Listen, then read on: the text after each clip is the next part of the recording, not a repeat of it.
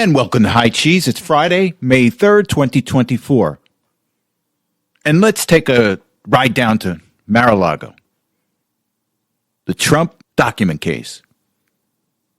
And we've learned a lot over the past week about what was going on behind the scenes among the White House, Jack Smith and his crew, and NARA, which is the government records department.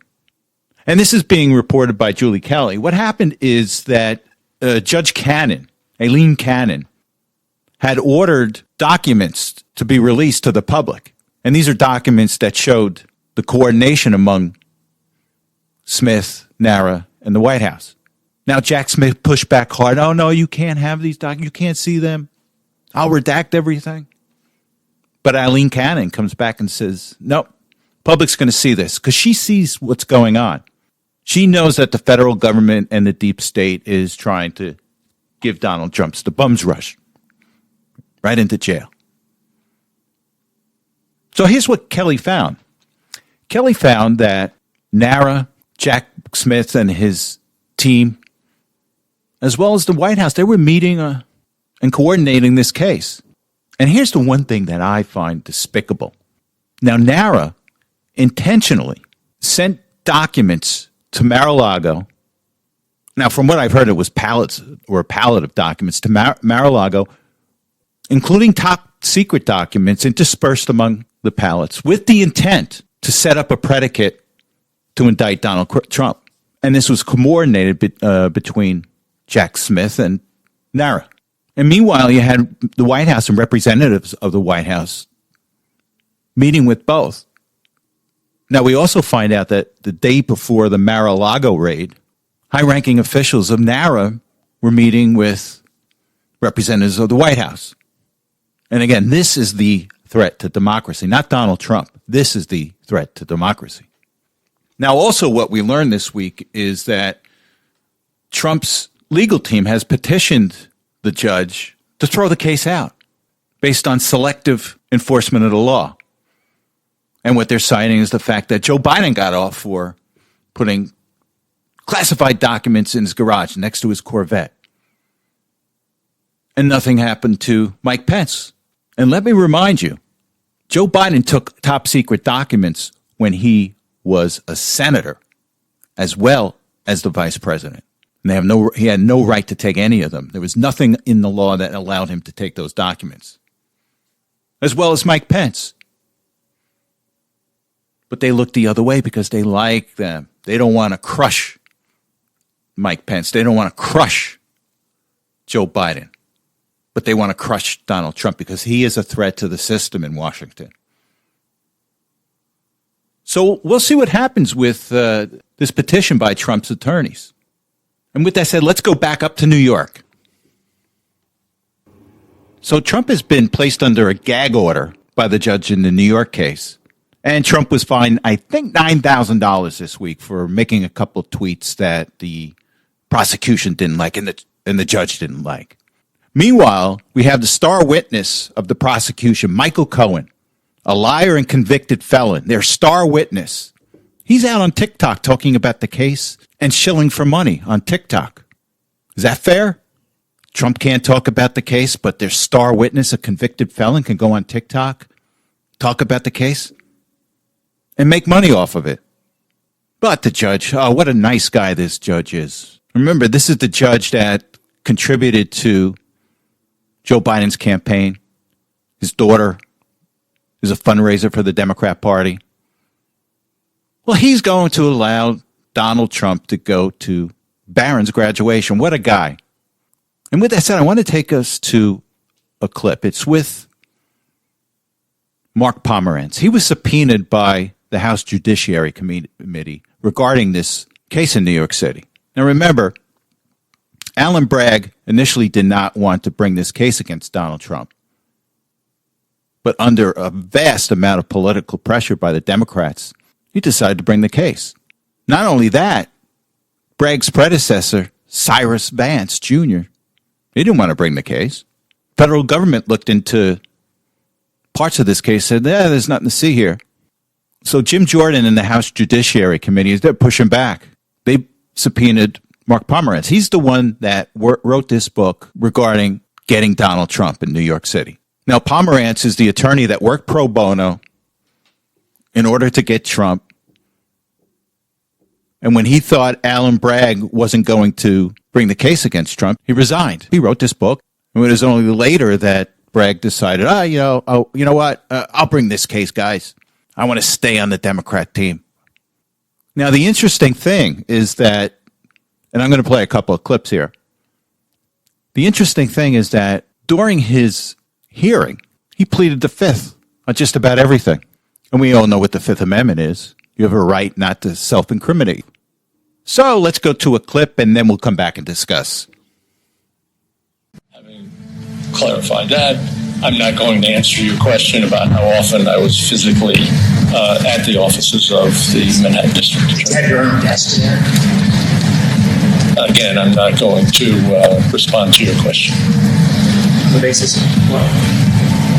On the basis of the fifth paragraph of my statement. Conveniently, Mr. Castor, the fifth paragraph relates to the Fifth Amendment. So I decline to answer your question. Who's your current email provider? I decline to answer that question. On the Fifth Amendment, correct? Yes, sir. Right. No, I understand that. And I appreciate that. And who's your current cell phone provider?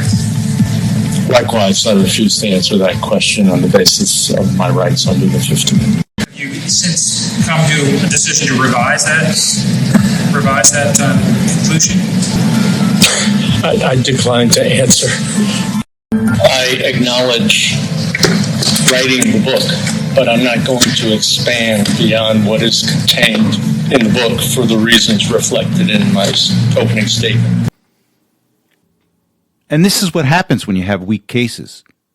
And this is what happens when you have politically motivated cases. And this is what happens when you've got perverted prosecutors and judges. When they're called to the table, they plead the Fifth. The truth always comes out, eventually. You got the case down in Atlanta with Fannie Willis. That's turning into an embarrassment. You got the case down in Washington that's delayed because the Supreme Court has taken up Trump's immunity petition.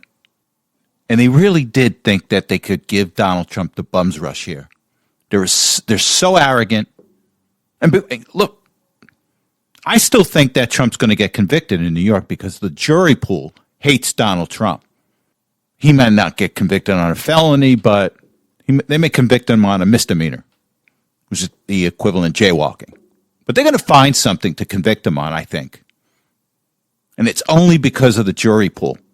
It's not because of the truth. It's not because of the great prosecutors that the federal government has and these state governments have. But this is what happens when you have evil people with bad intent and those that are willing to corrupt the judicial system. So we shall see. So Colombia cleaned their house this week. They got rid of the anti-Israel protesters. Protesters stormed one of the halls, and that was it.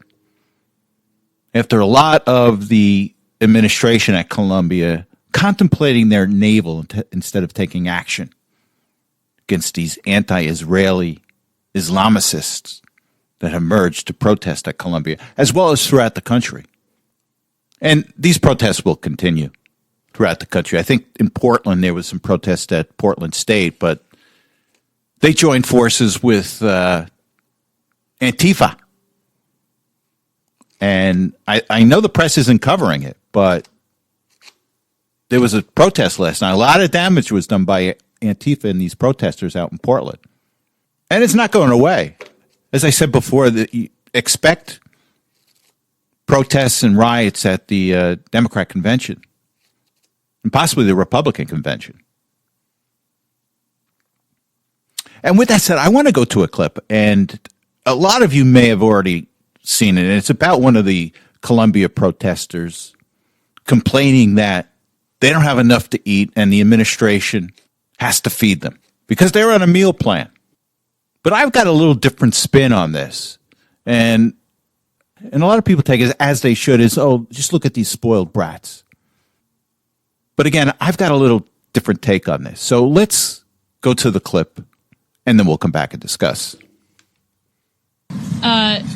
Well, first of all, we're saying that they're obligated to provide food to students who pay for a meal plan here. But you mentioned that there was a request that food and water be brought in, unless I misunderstood. To allow it to be brought in. I mean, well, I guess it's ultimately a question of what kind of community and obligation Columbia feels it has to its students.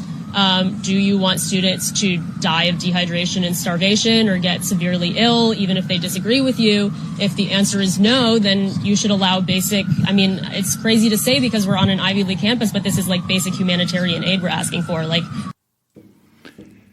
And these comments are all about the indoctrination that these students have been going through. And it's all about the oppressor versus the oppressed. And it never stops. It's a constant spin with them. So I'm going to take over the campus. I'm going to side with anti-Israel groups. I'm going to side with Islamicists. I'm going to chant anti-Semitic chants. But you have to feed me. And if you don't feed me, I'm being oppressed here. And this is the constant spin because this is what they've been taught. It's all about the oppressor versus the oppressed. And what's troubling, though, is that these are the people that are going to be taking over our institutions. Now, we have to stop it. We have to make sure that this doesn't happen. And the first step is to purge these professors and purge these administrations of communists, Bolsheviks, anti-Americans. Because if they ever get in charge, this country's ruined. Because if you view the world simply as those that are oppressing and those that are being oppressed, they can justify anything that they can do to you. And remember the Me Too movement? Men were guilty simply because they were accused. And I forget who was being interviewed.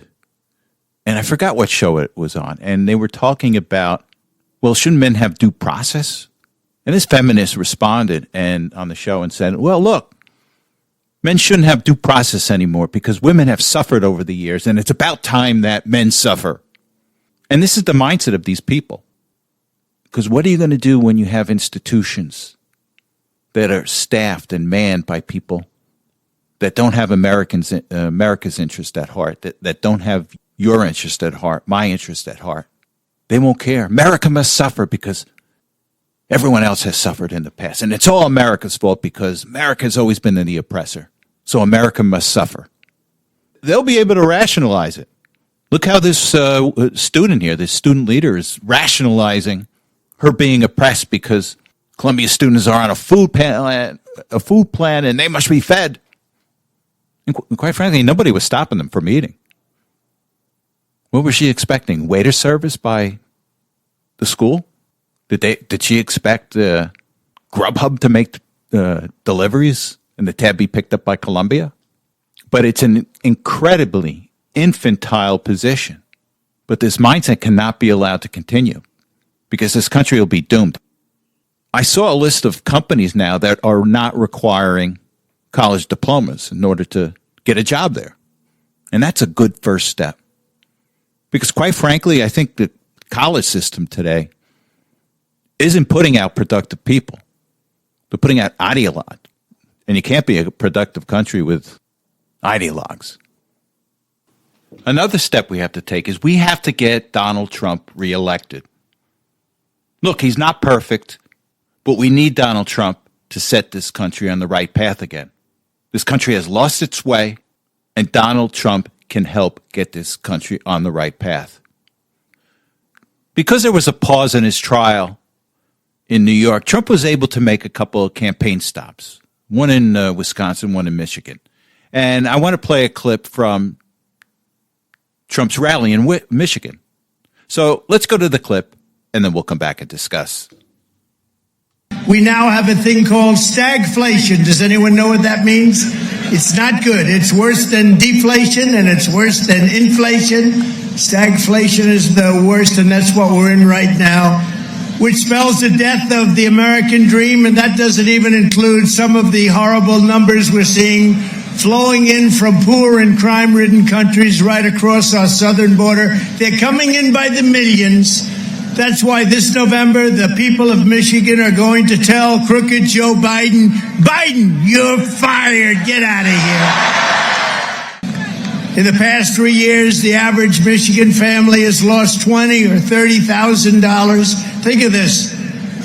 And his price hikes are continuing to drain nearly $1,000 from the a typical family each month loses $1,000 on other different taxes.